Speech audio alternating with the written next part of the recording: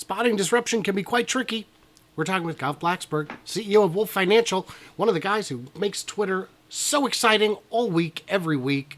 Gav, thanks for joining me. Absolutely. Pleasure being here. Thanks for having me on. So, for those who don't know, Wolf Financial runs how many hours a week of Twitter Spaces? Roughly 40 hours a week of Twitter Spaces, and It's sometimes more if there's needed. it's topics that cover everything, that cover every aspect of financial you could imagine. And of course, it's not financial advice. Do your own research. So, I guess my big question would be so I go in every maybe 2 weeks when there's a Tesla space, and there's some great guests in there every time, and we discuss, what's relevant in the news at the time. But I guess my question is, how do you spot a disruptive company, and why is it so hard for people whose job it is? Yeah, it's a great question, and I think it's because there's multiple ways that people use to actually analyze companies, right? You have people that are very fundamental, you have people that are very technical, you have people that use catalysts and macro and a number of different perspectives when they approach it. So that leads to different people having different biases and different interests in other companies, and then also some people find the industry that works super well for them and they lean into it and it's exciting for them and they gather research and that what makes it happen that when they see other industries, especially industries that compete with those, they may be less applicable to see the opportunities within them. I think that that's where a lot of this stems from. We've seen this on our Tesla spaces a number of times, of course, right, where we have fundamental analysts that come in and they're simply looking at it from a PE ratio, perhaps, or they're simply looking at it from historical comparisons, right, to other car manufacturing companies. And then we have the Tesla side of the space where they're arguing this is not the traditional car company, right? This is a software company. This is a company that is using artificial intelligence or it's doing this, that, right? And they say, look back 5 years, right? And see all throughout it's been said that it was too high of a PE and too high of a comparison and that things weren't working out. And so that's just one example for it right there. But that can obviously just be extrapolated across the regime where there's a lot of people who see a company and they get attracted to it for one reason or another. And that makes them simply just become an argumentative person against other necessarily technological advancements or different interests and insights and pieces like that. So that's just high level. We can dig further into it, but just some of my thoughts. Sometimes you see companies get a lot of credit that maybe they don't deserve. They look overhyped. They become a meme stock, if you will. How can you tell a meme stock from a real stock? Well, I think that the meme stocks have had a number of traits that are definitely identifiable. Typically, the fundamentals just really, really, really don't exist, right? When you go in and you actually look at them, and people were seeing, I mean, the one that started all of this, in my opinion, was Kodak, right? The people think about GME, but Kodak was actually the first one. This was back in like right when the pandemic was starting, that, in my opinion, started to really pop off. And what happened with Kodak that was super interesting to me was they just basically said, we are going to be transitioning from the whole thing that we've always done for a long time. We're going to be becoming like a chemical processing company for the government. And it just made no sense, right? It was like, this is not what you do. This is not your background. You have no experience in this. You're not going to actually get this government contract. And when all that money pumped in, it was pretty easy to see that it was going to leave, and it did. And that one was a shorter squeeze, right, where it just happened within a few days. And then with GME, I think you could see a lot of those remnants happening where GME, they got Ryan Cohn on board and they got all these other pieces and we're going to become innovative. We're going to have the NFT side of things. We're going to have this, and you look at it and you say, where's the actual structure, right? What are people actually supposed to be grabbing onto here to be believing in something? And the simplest way that you can break it down, typically with a meme stock, is you have to just take a look and say, is greater fool's theory what's going on in effect here? Where simply are people buying the stock because they actually believe in it, or are they buying it because they believe that somebody's going to be foolish enough to buy it at a higher price than them? And being able to differentiate between those two things is ultimately, in my opinion, what creates a meme stock. In addition with that, go on social media, look up the ticker. Is it a lot of people just saying to the moon? Is it a lot of people dropping just different actual memes of the stock, right, made up? Is it just a cult following, which is not actually trying to think for themselves? If you try to have an engaging conversation with one of them and point out flaws, do they have any actual responses? You can pretty easily identify these things in a couple of hours. And that's not to say that these things can't squeeze, shoot up, have incredible gains. But ultimately, what I'm looking for is long-term prosperous companies that I'm going to be able to trust and not, have to wake up one morning and be down 50%. So that's my evaluation process of it. I tell you, Bitcoin looked very disruptive. Then all the other cryptos came around and they looked less disruptive.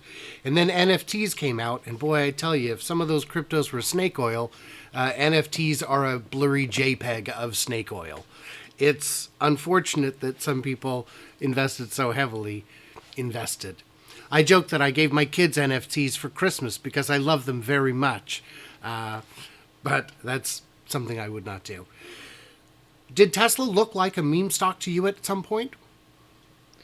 I think to me, Tesla never really looked like a meme stock. I've been bullish on Tesla since really I heavily got into investing, which for me took off back when I was working at Goldman Sachs in 2018.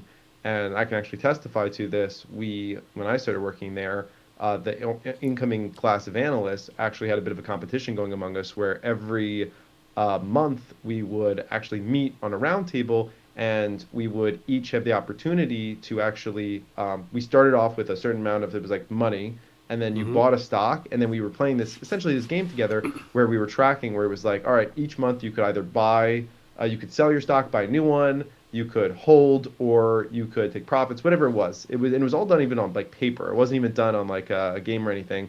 And for me, I came in and I said Tesla right off the bat, and Tesla was trading. This is pre-split at like $250 a share, and this is when Tesla started running. So like I think was very interested in the stock. I've been reading heavily up on Elon. I was super fascinated. I think for me, what's always attracted me to it is I hate driving personally, and I've always wanted to have a car that could drive itself. It's been like a huge want for me. So Tesla was just speaking to me, and then I came in, got passionate about the company. I had access to Goldman Sachs research, which was great. So I was deep diving their interest in the company, and they were looking at all types of stuff with radar and lidar and different systems, and I was just able to actually get a lot of access to research. So I was fascinated with it, and even as this company started to propel itself up there with the stock price and things started to get a bit stretched, I still saw the vision that had gotten me behind the company, and I saw that it hadn't been fulfilled yet. And although the stock price was acting like it had been, a lot was still to come, and of course we know is still to come at this point.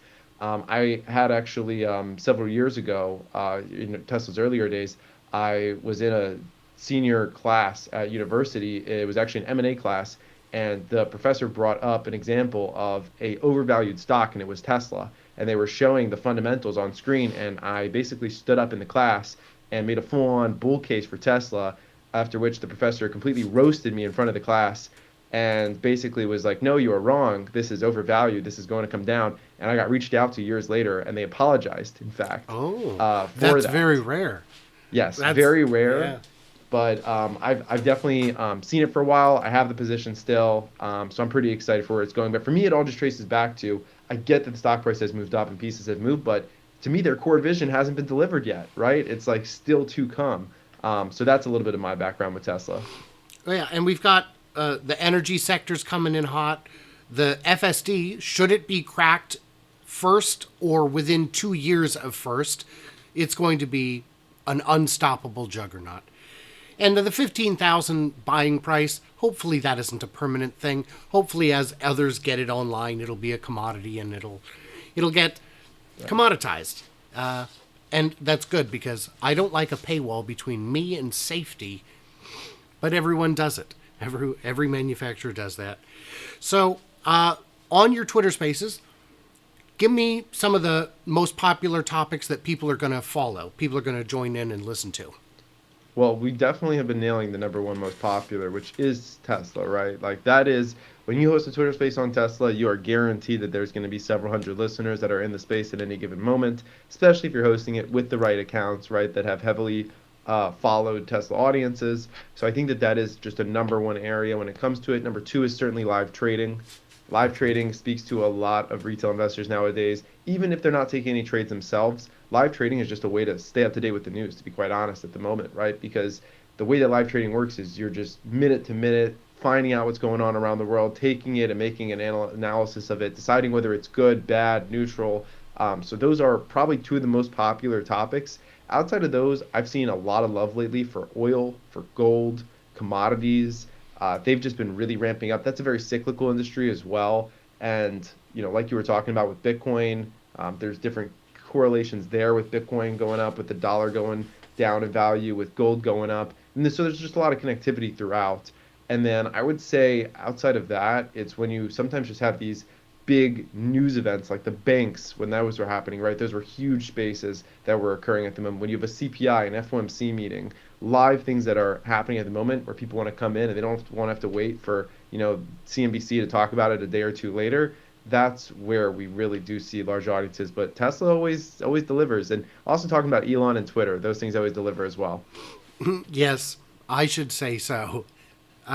Question I have is, you worked at Goldman Sachs. The analysts are often just not right. How is it that so many analysts are just professionally wrong? I mean, how do you get a job making that kind of money being wrong all the time?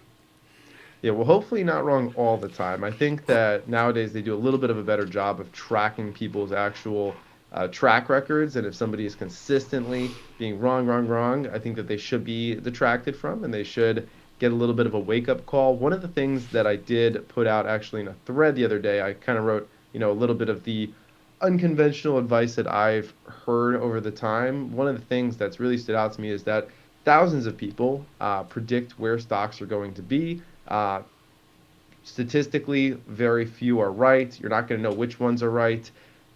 Ultimately, this is why there's so much success with people buying the S&P 500 and VTI, right? It's just because. But ultimately, what it tracks back to is that the stock market isn't 100% logical, right? And efficient market theory doesn't work out in the short term. It's typically more of a long-term thing. So with some of these analysts, I think if you took their track record over 5 to 10 years, it might be a little bit better. But in the short term, I think a lot of people are going to typically be wrong.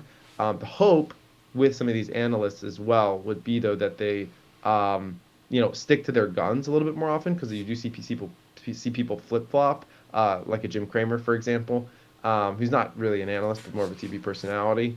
But I would like to see people, even when it looks like the stock's going against them, stick to their guns and stick to their thought pattern. And like if they had a strong thesis, if their thesis hasn't been completely obliterated or wrong, like continue to stay with it because some people they'll go long something and then it's just going down down down over time and then like eventually they flip short and then it starts going up, right? And now it's like you're saying, right, their track record is just completely abhorrent. So I'd like to see people in those positions that are crafting creative theses and then sticking with them unless they've something material has changed, because too often they're just changing based on price action. And to be quite honest, price action is not ultimately what dictates how a stock is going to do.